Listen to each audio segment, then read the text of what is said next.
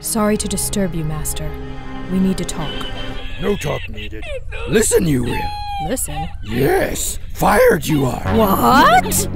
Cancelled, kicked out, dismissed, let go, given the axe. What are you saying? Tired you are. No way. Sacked even. You cannot be serious. What have I done? Stupid do I look to you? Seen everything I have. Entire Jedi team under your leadership. Dead they are. Master, if you would just let me explain. Tried to hide it from me, you did. No, done. We are. New direction, we are moving. Yes, never again. Cancelled. Goodbye. Master, just give me another chance and $180 million. I can make this.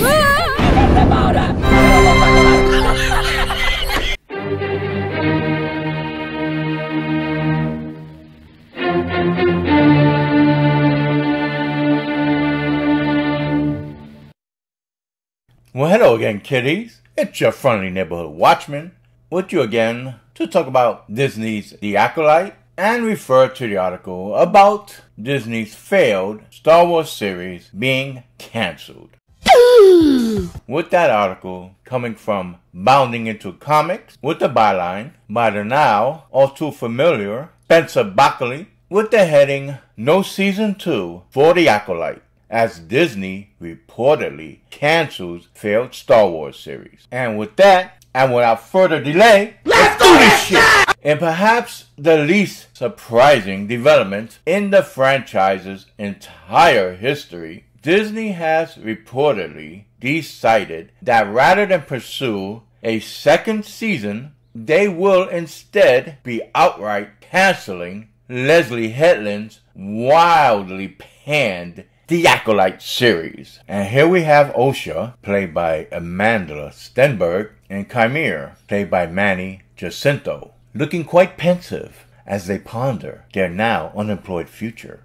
Daddy, chill. News of the series' burial was first raised on August 19th, courtesy of Deadline's Nellie Andreeva, who reportedly learned of the House of Mouse's decision by way of our own insider sources. And here's the article in question. I'll leave a link in the description for those interested. At current, neither Disney proper nor Andreeva's sources have offered an official reason behind the series being axed, roughly a month after it aired its first season finale. However, it's not hard to guess that one of, if not the main reasons for the show's cancellation is the fact that, despite what paid Disney shills and current era Star Wars diehards would otherwise argue, it performed absolutely abysmally with audiences. It really sucks. End of.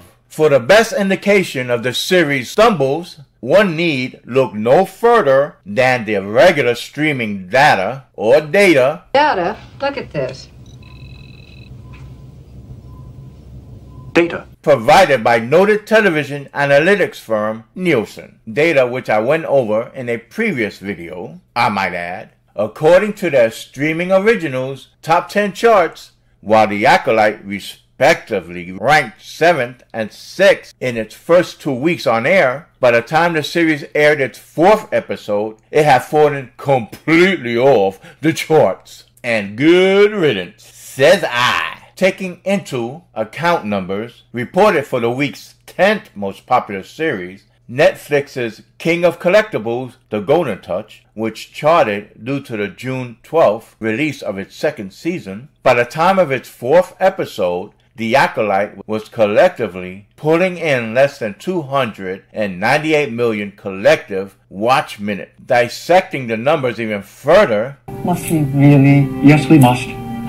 an analysis of these watch minutes reveals that each of the then available episodes of the Leslie Headland helmed series pulled in an average of only 74.5 million viewing minutes each. Divide this number by the series' average episode runtime of 38 minutes, 151 minutes total across 4 episodes, and the resulting figures show that At best, and keep in mind this is a very, very, very, very rough estimation, The Acolyte was managing to pull in just 1.9 million viewers for the series' then latest episode.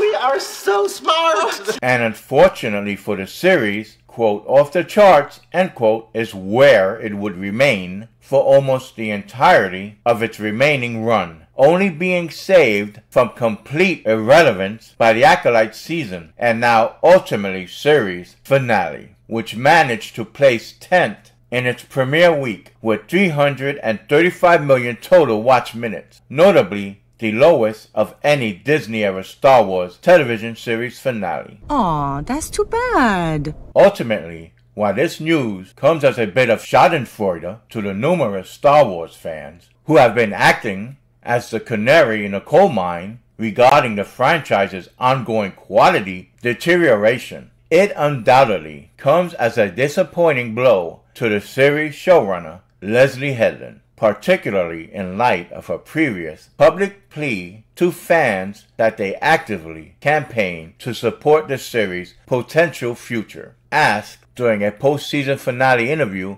with Collider's Maggie Lovett if there was anything fans could do to help sway the minds at Disney to renew The Acolyte, the showrunner asserted, "Truly, any online support and love you can send the show. It's a little tricky because of the way the internet works, but if you enjoyed the show and you want to see more of the story, I don't think so. Any support that you can give the show on social media platforms would be super helpful," said Headland. Sending love to the cast too. You've seen what Hayden Christensen went through. He's getting the love now, but give the love now if you enjoyed the performances, even if you were kind of like whatever on the show. If you enjoyed the show, I did not! If you enjoyed the performances, get on their social media. Let them know that you love them, or that you support them, or that the performances were great. They were not. Blah, blah, blah. Just a rehash of what I went over in a prior video, as I've already stated. Encourage your friends to watch the show, she continued. Is further begging for readers to support the show. Encourage your friends to watch the show, she continued. A lot of my work has been word of mouth. We were talking about the review bombing, so just telling people don't pay attention to the IMDb score. If you enjoyed it, tell people. It kind of seems that it's sort of basic. But I think what's interesting is that nowadays, if you like a show, you're very rarely going to go online and be like, I like this show. You watched it, you move on, maybe you mention it to somebody over dinner and be like, oh, I just binged the show. It was fun. Lee Jong-jae is an awesome actor, she further explained. It usually comes up that way, as opposed to going online and saying, I love the show. So if you did love the show, then pivot and be appreciative of this woke garbage. Money blow! Money blow! Sorry, I read it void of any feeling because I went over these exact same words in the last video on The Acolyte, which centered around their abysmal ratings. Suffice it to say, it looks like Disney's last-ditch $180 million gamble to revive interest in the all-but-dead franchise did not pay off. Ah well, there's always skeleton crew for Disney to hang their hopes on, right? No. You smartass. So folks, once again, we reached the end of an article. But as we normally would like to do, when given a chance, we will go over some reader mail. First up from Mark, we have, I felt a great disturbance in the force, as if millions of voices suddenly yelled out in joy and was suddenly heard. Nice. Hot Tomato replies, don't worry, they aren't out of bread ideas yet. Matt Lemming replies, no, but they are running out of money. $180 million to produce this show, plus untold numbers on merchandising that couldn't be given away. If investors thought Disney's second quarter earnings report was bad, that's just a warm-up for the third quarter. Hot Tomato in turn replies, let's hope they tank the stock enough that the usual suspects can come back and sweep it up at bargain basement prices. Disney could be great again, with the right people in charge. I agree with that, Hot Tomato. If only, if only. Def King opines, let's be honest, even with the total and complete failure of this show, Kennedy Film, See what you did there? and Disney will learn literally nothing and will just continue to repeat the same mistakes with Star Wars over again with the next project, whatever that might be. I was going to reply to Def King's comment, but Gigan Stoner pretty much beat me to it. They aren't mistakes. They know exactly what they are doing. You got that damn right. I mean, it's not a coincidence. They just keep doing the same crap over and over, following the same blueprint over and over. You got that right. Next up from Super Koopa TV we have, it never should have gotten a first season. Sadly, Lucasfilm won't learn the lesson they need to and will keep burning Disney money. Agree totally with you, buddy, but let that Disney money burn. Matt Lemming replies, you say that like it's a bad thing. Exactly. Lucasfilm is forcing Mouse House into bankruptcy faster. Ah, yes, we can only hope. Next up from Shades we have, thank goodness, couldn't have happened to a better president and showrunner. They deserved it. And how? Oh, boy! Real American comments, the season of 1, the season of 2, the season of canceled. Cheers.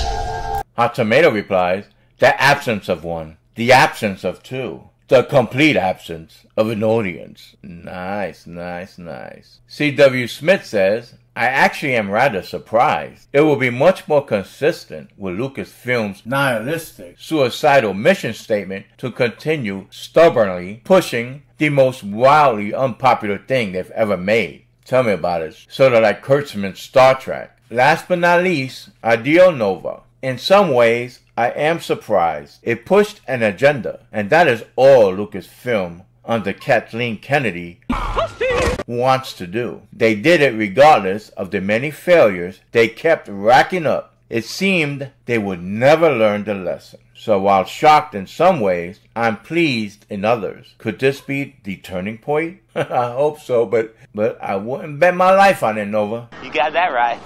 But some nice comments here deserving of thumbs ups. So folks, and with that, we've reached the end of another video. And if you like the article and or the reader's comments and my own, then please hit that like button and subscribe if you haven't already. And for shame if you haven't. Shame.